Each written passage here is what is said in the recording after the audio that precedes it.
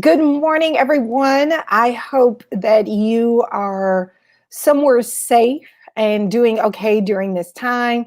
If this is your first time joining us for a live, whether you are on Facebook, YouTube, or LinkedIn, thank you so much for being with me this morning. My name is Ruby Powell-Dennis, and I am running to be state representative to represent District 97 here in the beautiful state of Tennessee. We are about, a handful of days, 9 days or so, away from the start of early voting. And needless to say, it's an exciting time here in our state. Not only are people incredibly enthusiastic about new leadership, but people are just ready for change. If you have been following the news, you know a lot has happened in the last 2 weeks since we had a chance to connect. So I am thankful to be back here with you and having an important conversation today about reproductive justice as a human right and why, the work we need to do around reproductive justice is an issue that impacts us all, and maybe put it in a little bit of a different perspective than some of the conversations you might have been privy to. So with that, I want to go ahead and dive right in. So if you have been following the campaign, you know that I am a mother of 2 young children. And so being a mom and being on that journey, it has been just that, a journey. I am very blessed and thankful to have access to outstanding health care through employment. I'm also very thankful to have a healthy, wonderful family network and support system. Hey there, thank you for joining us.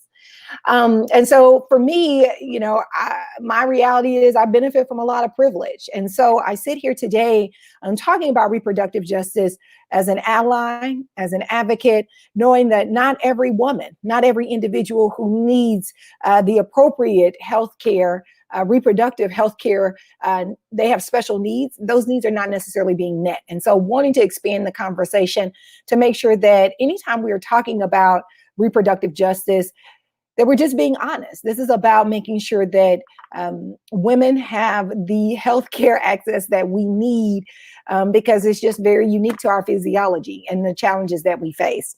So what is reproductive justice? If you're not familiar with the terminology, I want to give you a definition that is widely accepted in not only social justice communities, but in the reproductive justice movement. So it's defined as the human right to maintain personal bodily autonomy, to have children, to not have children, to parent the children we have in safe and sustainable communities.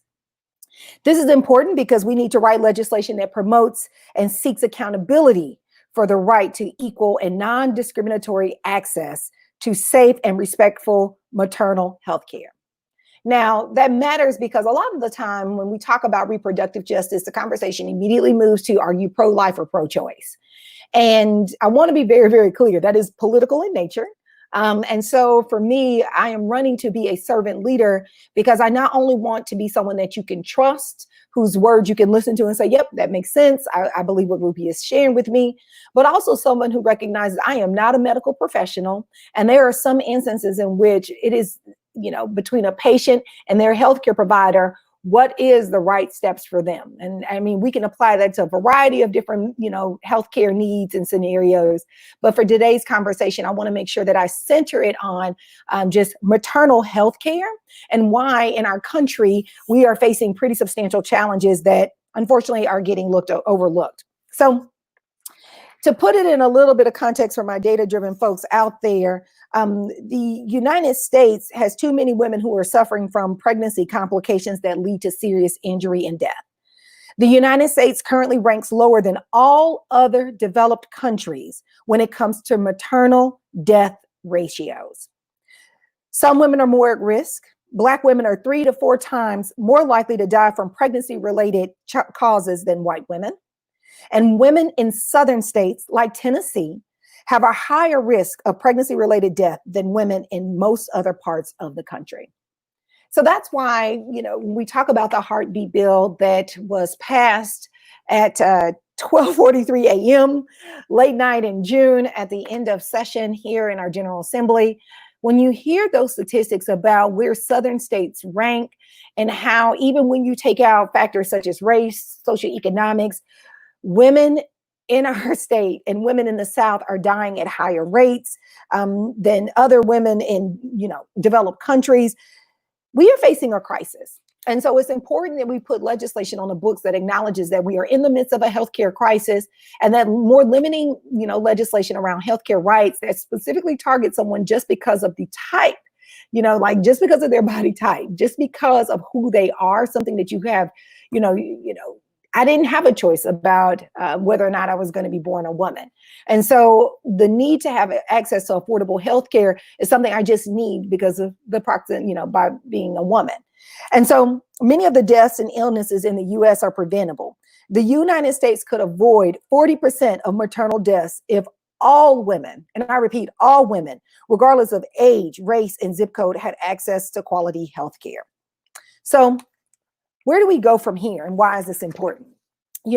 Mamas matter. I've been endorsed by Vote Mama. I'll talk a lot about the issues affecting mothers on the campaign trail unapologetically. And so all women need to have a right to safe, respectful maternal health care. And so when we put laws on the books, like the Heartbeat bill that was recently passed, which we know is going to be struck down, right? The United States Supreme Court, other states have tried to challenge it unsuccessfully. I'm deeply troubled by the fact that we're using taxpayer dollars to move forward bad legislation that, individuals in our communities, women in our communities, showed up at the Capitol, even though it was closed, to, tell them, no, this is not the legislation that women want. This is not the legislation that women need. Having access to a safe, affordable health care, that reproductive health care is what matters most, not, creating more limiting legislation during a pandemic. Women are speaking loud and clear, and for whatever reason, it's not being heard.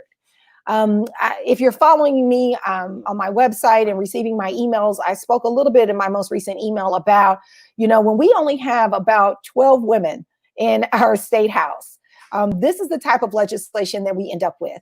Because quite honestly, most of the individuals who signed off and supported this legislation, of course, if they're married, their wives, their daughters, aunts, nieces might be impacted and have an emergency and need access to reproductive health care that is different than, say, going to, get a doctor's checkup or your annual physical, to make sure everything else on your body is working right. They'll have access to that because they have access to high quality healthcare via their employment. The conversation we're having today, and the one I'm advocating for, is about women who don't have all of those things. What if you are a single mother who is not making a lot of money? You have 2 or 3 jobs, part-time jobs that you're working to try and string things together. You might need access to a different type of healthcare. To make it personal, I have 2 beautiful children, but I've had more than 2 pregnancies. When we found out we were pregnant with our first child, because Ariana is our rainbow baby, we didn't know. At 6 weeks, I didn't know that I was pregnant. Unfortunately, I miscarried. And it was really hard for my husband and I. We are Christians. We believe that we are doing everything right. We go to church on Sundays. We pay our tithes. We are kind to others. We try to live out all of the commandments in the Bible. And we ourselves were wondering, like, why us? What did we do wrong? It was then I learned by talking to other women how common miscarriages are and how much of an emotional burden many, many women walk around with, because we can't openly talk about our healthcare needs as it relates to our body parts and bodily autonomy without being made to feel ashamed, without being made to feel dirty. But the reality of it is I'm in a monogamous marriage with my husband. And so I need to speak out for the women who might be shamed because, their lifestyle might not be that of dominant culture, or they might not be married, or they might not be employed and have health, adequate health insurance through their employer. So what happens to those women? They are still hardworking women in our community. They are still paying taxes. They are still sending their children to our public schools and engaging in all the institutions in our communities.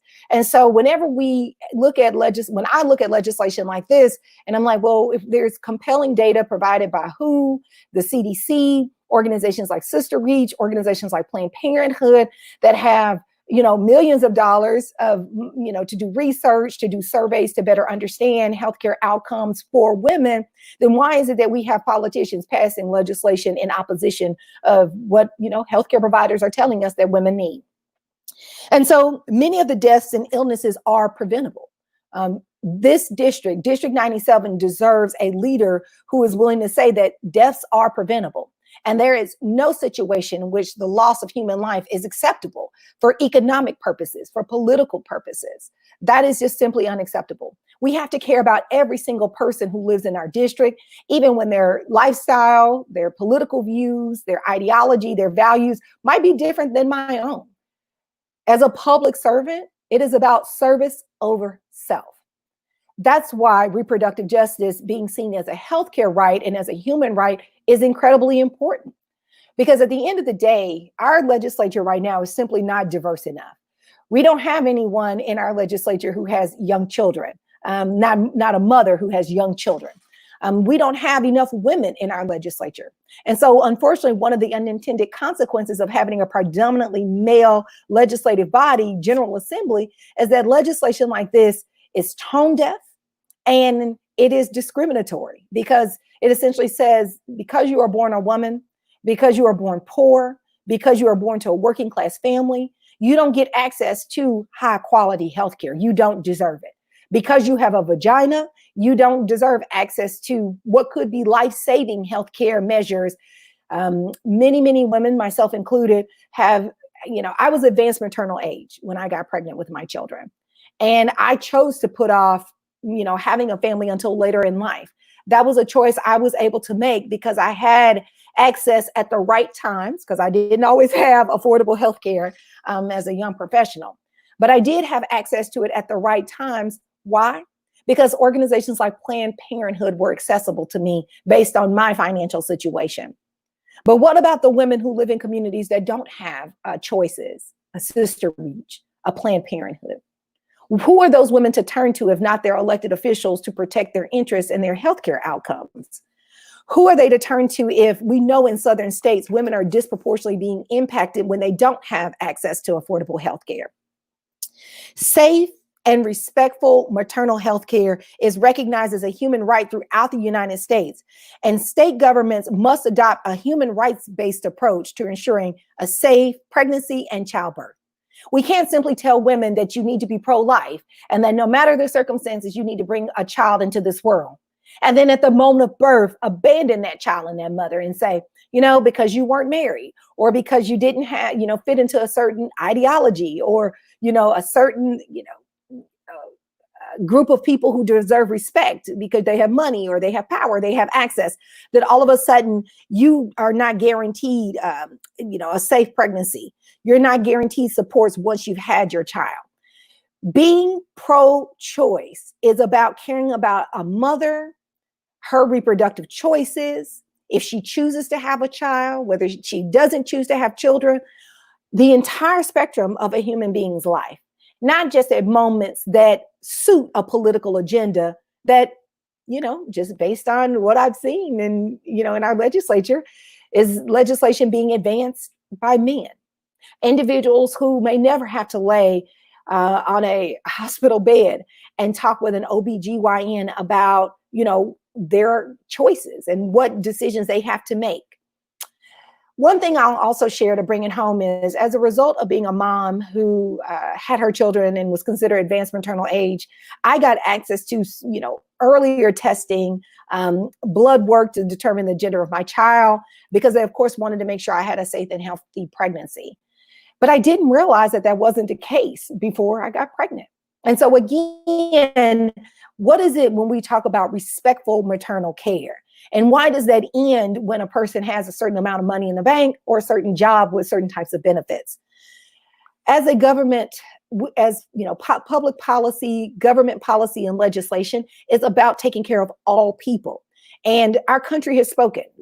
Decades ago, Roe versus Wade guaranteed women a level of bodily autonomy and access to the healthcare that they need, that they feel is right for their particular situation or circumstance. And so every time we have states like Tennessee, legislative bodies like our General Assembly, that spend tremendous amounts of time during a pandemic, millions of dollars of, taxpayer dollars on bad legislation like this, like vouchers, we then have to start to say, well, what's in it, Why is it that this is becoming so much more important than the people it's supposed to serve and protect? Black women's lives and our families are at stake because Black women in the US suffer from life-threatening pregnancy complications twice as often as white women and die from pregnancy-related complications 4 times as often as white women. When mothers die, it breaks apart families and can lead to negative health consequences for children. Again, being pro-choice is not just saying, I'm going to rubber stamp a piece of legislation at this stage of a person's life, and that should be the end all be all. It's about taking into account that this type of legislation disproportionately impacts certain women more than others. And those impacts are usually along lines of difference. Preventable maternal mortality is a human rights crisis. The United States is only one of 13 countries in the world where pregnancy-related deaths are on the rise. And again, this data was compiled by, from the CDC, from WHO, before COVID-19. Women in the US are more likely to die from pregnancy complications than women in 45 other countries, including the United Kingdom, Libya, and Kazakhstan. So poor maternal health outcomes are getting worse. And the likelihood of experiencing a severe pregnancy complication and dying from it in the United States is simply unacceptable. We are a country that, we lead the world in terms of public policy, foreign policy, healthcare policy. The 194 nations around the world look to us in terms of setting a precedence around, taking care of people, fiscal responsibility, and just longer, better health outcomes. And we're falling short. But you get a chance to change that. Early voting is going to be starting in 9 days. And you'll get a chance to vote up and down the ballot for candidates who, like me, care about not only just putting a Band-Aid over systemic issues that have been prevalent in our community for decades. This is not a new conversation, even if this is your first time joining us. But you get a chance to elect leaders who want to listen, who are seeking to better understand. I'm proud to be working with Democrats across our entire state whose values are aligned with mine, who believe that healthcare is a human right, and that the expansion of Medicaid in our state will allow us to address things like reproductive justice.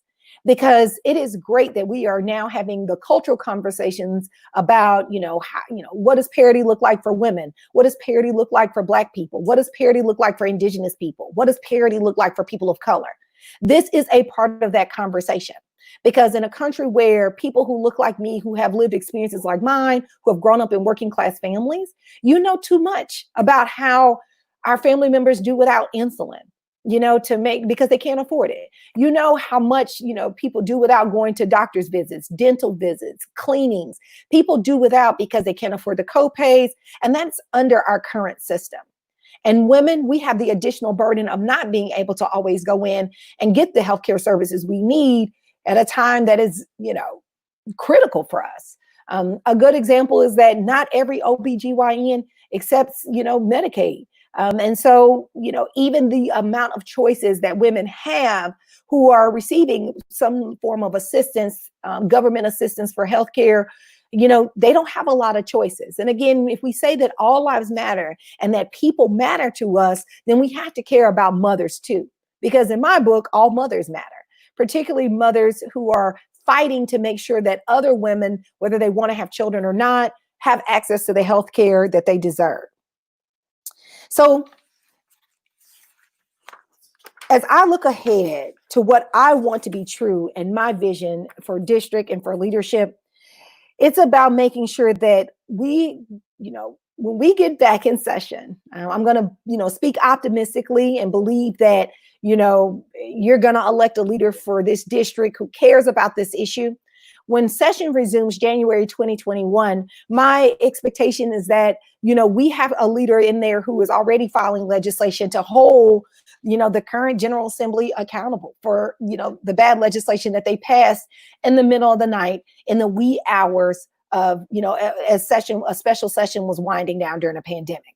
We have to hold current leaders accountable for that. So when you go to the polls starting July 17th, or if you're already voting because you're going to be voting by mail, then you want to make sure that you look and see, well, who are some of the folks, and we'll post here in the comments, who are the legislators that signed on to this bill?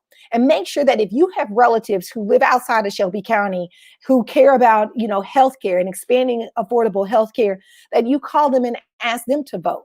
And to support candidates who are running in their area, in their district, who care about healthcare.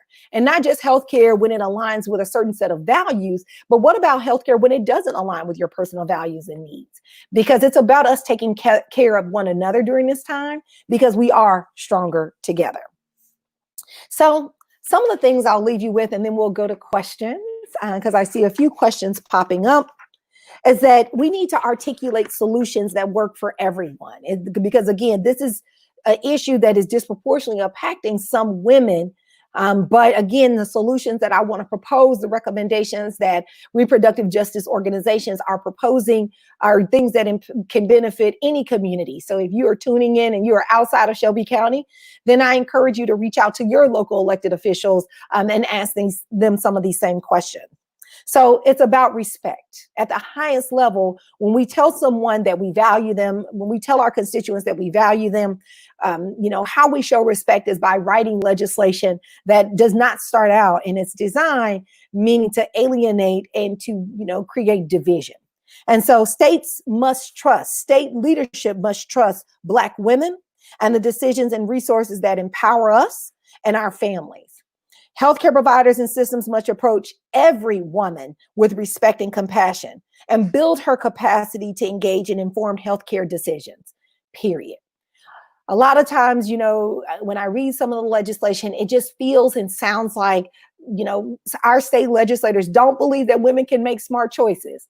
I'm the first one to tell you that all of my physicians are women, and I am confident in their ability to sit with me, explain, what the issue might be, explain to me my options, and give me the time to process with my family what is the best decision. Because again, when you're talking about someone's body, when you're talking about decisions that might impact a woman's ability to have children, to have a family, these are deeply personal decisions. Also, when you are talking about reproductive justice, expanding the conversation out to someone who might identify as a transgendered woman, or someone who might identify as a transgendered man or individual, they also have reproductive issues that are specific and need justice and healthcare that meets them where they are. Again, they are tax-paying citizens, they are voters, they are constituents in our district. And so we can't just cherry pick and say, well, your vote matters more than this other person's vote. And I'm going to pass legislation that tells you as much. That is simply unacceptable. So at the highest level, we must extend respect. Education. States must ensure that women are equipped with the knowledge, tools, and power to determine if and when they become pregnant and they have a child. I had that choice. I had access to great health care at the right moments when I needed it. But I will juxtapose that to a classmate of mine, to the classmates I have who are still living in the hometown that I grew up in. I remember as a young woman, because I could go to Planned Parenthood in Gainesville, Florida, I was able to learn a lot about my body that I didn't learn growing up in a conservative family, growing up in a fairly conservative community. No one talked about reproductive justice and a woman's right to choose. We didn't talk about, sexual rights and what is sexual assault and sexual harassment and catcalling and all the things that are also tangentially connected to this issue of, reproductive justice and sexual justice. And so at a minimum, this requires comprehensive evidence-based information about sexual, reproductive, and maternal health, period. Whenever we avoid the conversation of talking with young women and young girls about their bodies, we rob them of a level of just understanding of who they are and the space and place that they can take up in the world. Dominant culture tells us to be more like a man. I see book titles, think like a man, act like a man. No, I want to think and act like a woman. I want to think and be the most authentic version of Ruby. And that is perfectly okay and acceptable. And legislation should not force people to have to hide their authentic selves, especially when you're using taxpayer dollars. That should not be the case. Education should be free. It should be comprehensive to allow people to make choices from an informed place. Again, access. We talk a lot about choice, but we don't talk enough about access. The reason that this is even a conversation is because, when we pass bad legislation like the fetal heartbeat bill, we limit a woman's access to high quality health care. And rest assured, if nothing else during this pandemic, the conflicts we've had over masks, to wear a mask, not to wear a mask, and the mandates around it, it has demonstrated that we have to give people access to the information, access to high quality information and healthcare options so that they can then, make the right decisions for themselves. And so if we're going to step in and into the healthcare realm and have policy and governance, then it must be encompassing and comprehensive and be from a place of education and support. It must address, it must promote continuity of care, insurance coverage as a woman's life circumstances change, because I am very much a different woman at almost 40. I'll be 40 next month than I was at 25. And in those 15 years, I've had to do a lot of reading and learning because, again, even within, communities that are filled with women, we're still learning how to talk to other women about miscarriages and what reproductive justice looks like and what your options are, who are the best doctors to talk to and work with, depending on, what your needs are. We're still navigating that. So we can't limit access until we actually have reached a place of comprehensive education. And I believe once we reach that place of comprehensive education, we won't see an incentive to limit access. Prevention. Every state must take action to prevent and address risk factors for poor maternal health outcomes, such as obesity, chronic conditions like heart disease and diabetes, which disproportionately affect the African American and Black community, and underlying determinants of health.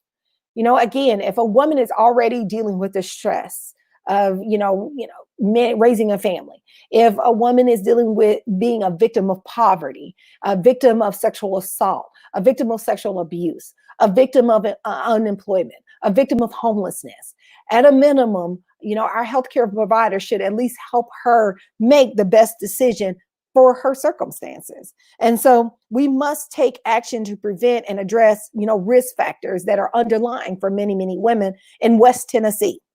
Policymakers like myself, we influence the structural conditions in which women live and work and grow. And in turn, these conditions influence maternal health.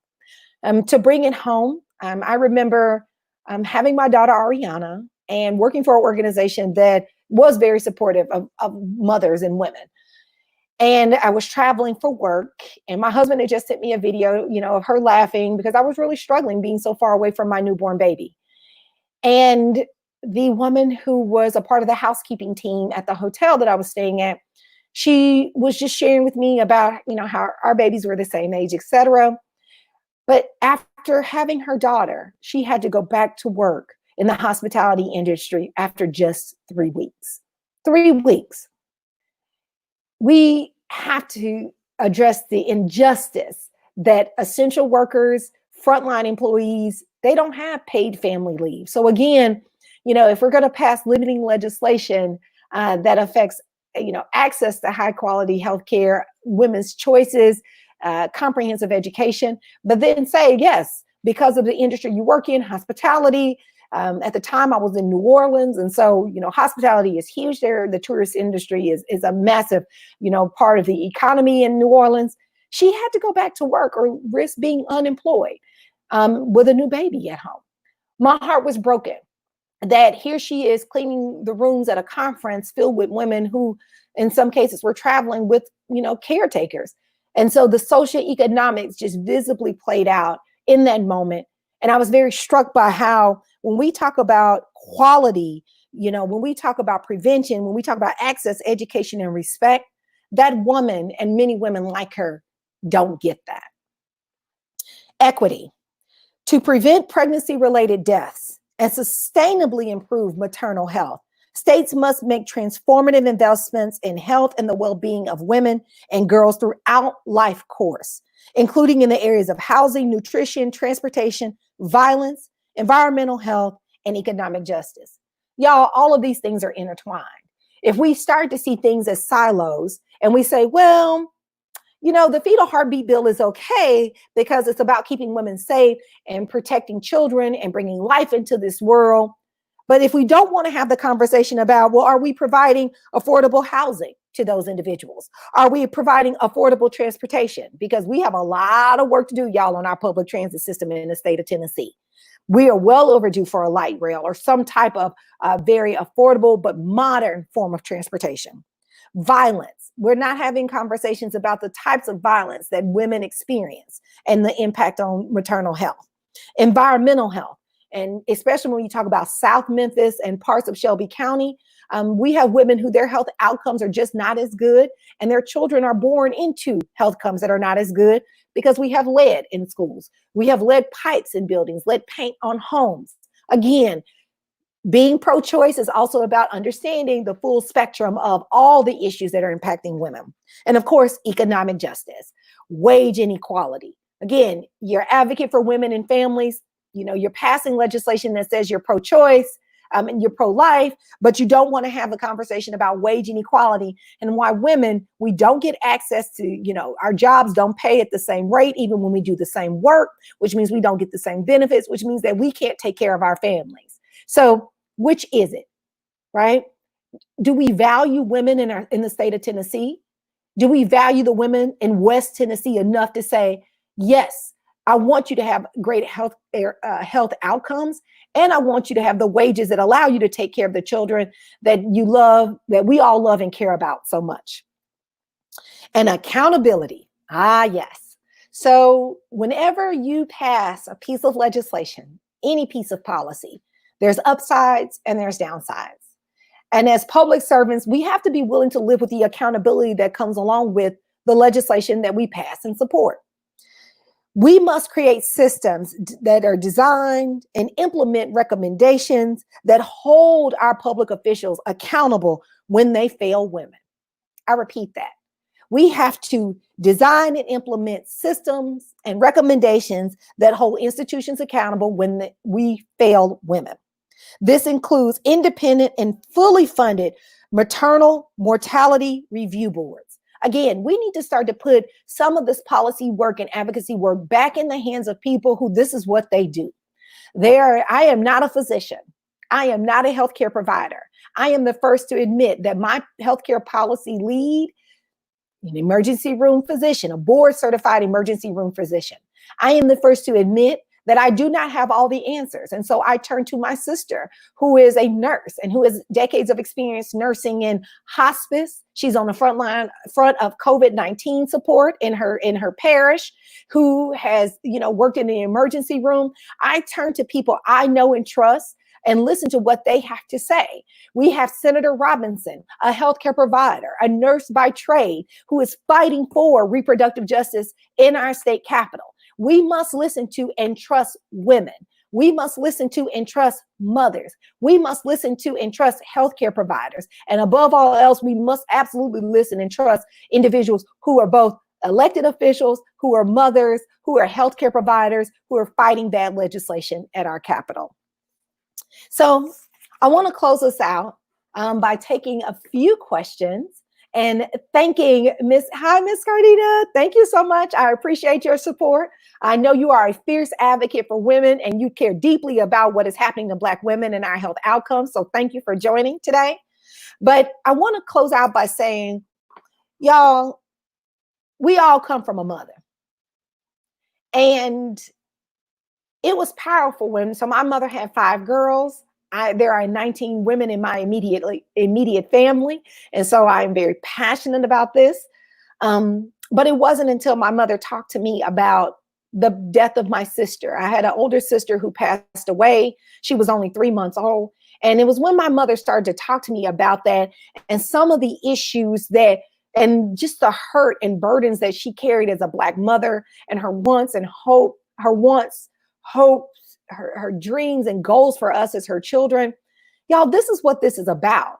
We can't allow very narrow political conversations that polarize us pro-life or pro-choice to allow us to push forward bad legislation that is killing mothers in our state. that is killing mothers in the South, and that is killing mothers in the United States. We are a developed country. We have the opportunity to get this right. And I am asking for you to vote for not only me, but other leaders who are running up and down the ballot, who say it is time that we stop wasting taxpayer dollars on legislation that mothers do not want, and instead trust that women, alongside their healthcare providers, can make the best decision for themselves that is based on respect, that is based in comprehensive education, that is based in empowerment, and that is based in parity, y'all. We cannot let 2020 close out and us not do something about this. We are a state that cares about women. We are not going to let a small group of elected officials paint our entire state with a broad brush. We care about what's happening to women. I thank you so much for joining me today. I ask that you tune in. We'll be back here in 2 weeks. It'll be in the midst of early voting, so I'm sure I'll have lots of updates then. But we'll drop in the links, some of the resources that I talked about today, some of the data that I quoted from WHO, from Sister Song, Sister Reach, Planned Parenthood, and of course, other great organizations that are fighting to support women and their right to choose what is best for their bodies and for their healthcare outcomes. Thank you. Stay safe out there, and I'll talk to you soon.